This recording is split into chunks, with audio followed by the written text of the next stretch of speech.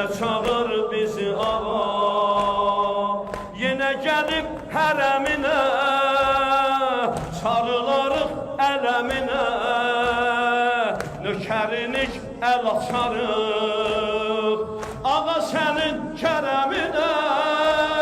Ya Hüseyin, ya Hüseyin, dursa ayağa dün, ya Hüseyin, sənləyik, dönmərik, biz yenə deyərik, ya Hüseyin. Bir də, ya Hüseyin, ya Hüseyin, dursa ayağa dün, ya Hüseyin, sənləyik, dönmərik, biz yenə deyərik, ya Hüseyin. Ruhumdur Hüseyin, əbədəcən eşqimdir Hüseyin. Eşqinə!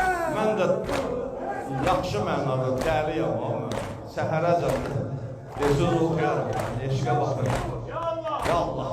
Ruhumdur Hüseyin, əbədəcən eşqimdir Hüseyin.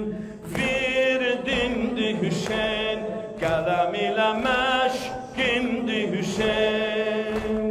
Ahımdır Hüseyin, axan üzə əşqimdir Hüseyin.